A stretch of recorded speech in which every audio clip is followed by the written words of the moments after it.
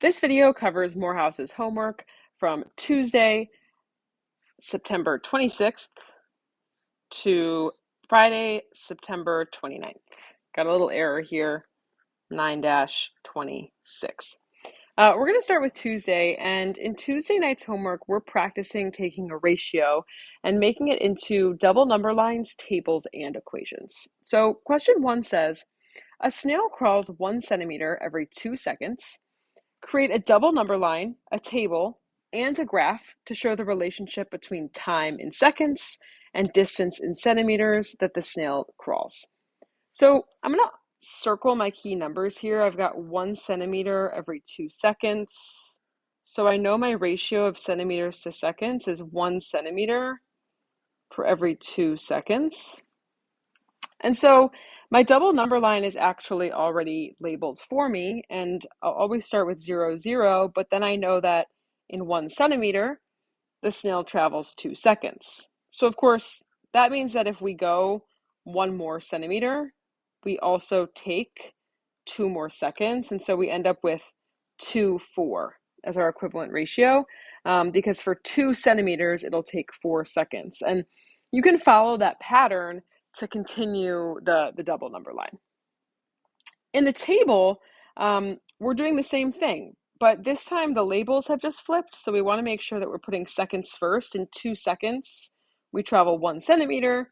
In 4 seconds, we travel 2 centimeters, and so on. And then you'll just create ordered pairs once you finish your ratio table. So 2 seconds, 1 centimeter, 4 seconds, 2 centimeters, and so on. You got to make sure that you complete the rest of the table and the rest of the double number line, but this should sort of serve as a model. So if you want to pause to finish those 2 parts, I'm going to demonstrate the graph next. In the graph, we can see that we have time on the x-axis and distance on the y-axis. We're simply taking each of our ordered pairs and we're plotting them in the graph. So we can see that we've got 1 second, 2 centimeters, and so we end up with a point right here, 1, 2. And similarly, if we have 2 seconds, we know we have 4 centimeters, so we end up with a point here, which is 2, 4. And you'll just continue to plot all of your points in the graph to match what you've got in the table. Once you've done that, the last 2 questions just ask you to interpret your math. So what does the ordered pair 6, 3 represent in this situation? You want to reference your table. You know 6, 3 would be the next combination. What does the 6 mean? And what does the 3 mean? And in B, you're going to be looking at how far the snail crawls in 14 seconds. So you can use your graph to interpret that point. You just want it to continue the pattern that you're making throughout the rest of the graph. And Ms. Kinez just noticed a major mistake in her work, like the biggest mistake you could make while plotting a graph, which is that I flipped my points. I hope some of you caught that and you were like, Ms. Kinez, what are you talking about in this video? I wrote 1, 2 right here, but the point you're being asked to plot is 2, 1, so I plotted something different. I wrote down the wrong point. So we're actually plotting 2, 1, which means we're moving over 2 and up 1. So our point would be right here, 2, 1. And we're moving over 4, up 2. So our point would be right here, 4, 2. So you'll want to continue in that order. That's my bad. I hope some of you caught that and were like, Ms. Kinez, what are you doing? So question 2 is the exact same. It's just a different ratio. And this time it is simply a table and a graph. There's no double number line. On Wednesday night's homework, we're taking what we've been learning in class about unit rate, and we're working on some comparisons. So question 1 says, an elephant can travel at a constant speed of 25 miles per hour. Go ahead and circle that, 25 miles per hour. And I'm going to label this unit rate. I know it's a unit rate because it says per hour, meaning it's per 1 single hour. While a giraffe can travel at a constant speed of 16 miles in 12 hours. So I've got the unit rate for the elephant. The elephant can travel 2.5 miles per hour, but I don't have it for the giraffe. So to answer question A, which animal runs faster, I'm going to need to do some calculations. I know that the elephant in 1 hour can travel 2.5 miles per hour. But for the giraffe, I need to do that calculation. I need to divide 16 miles by 12 hours to calculate the number of miles per hour so I can compare. And when I've got the miles per hour for both, I can write a full sentence because I know how many miles each animal can travel in 1 hour. And in this case, the elephant is faster.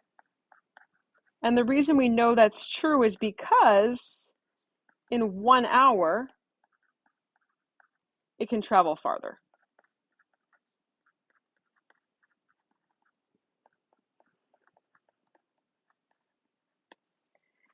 And then once you know how many miles they can travel in 1 hour, it becomes very simple to answer B, how far can each animal run in 3 hours? That format we just used in question A of finding miles per hour by splitting up the number of miles we know between the amount of hours it takes to travel will also help you in question B, where you're being asked to find how many miles both people traveled in 1 hour. I said question B, but I meant question 2. And finally, in question 3, we're looking for unit price. And I'm just going to make a note here. I'll let you read and solve this one on your own, but I'll let you make a note that when we're looking for price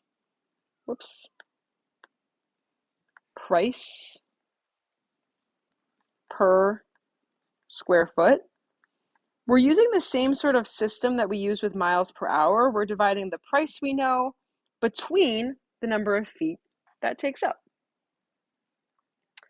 So that's Wednesday, and the last night of homework is actually just more practice on the coordinate grid. I'll do a couple quick models and actually do it correctly this time since I goofed on Tuesday. But if you look at Thursday's homework, you can see that if I have a point like this one right here, which I'm coloring in pink, we line up with 3 on the x-axis and 6 on the y-axis. And so I'm going to write the coordinate pair 3. The first coordinate is always the x, comma, 6. The second coordinate is always the y.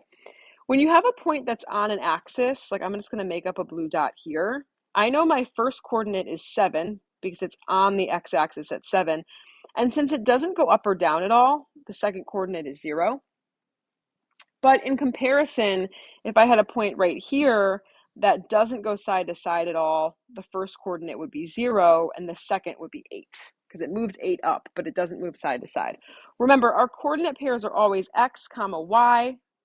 The first value is how far side to side. The second value is how far up and down. On my YouTube channel, there's a whole set of guided notes on how to use the coordinate plane.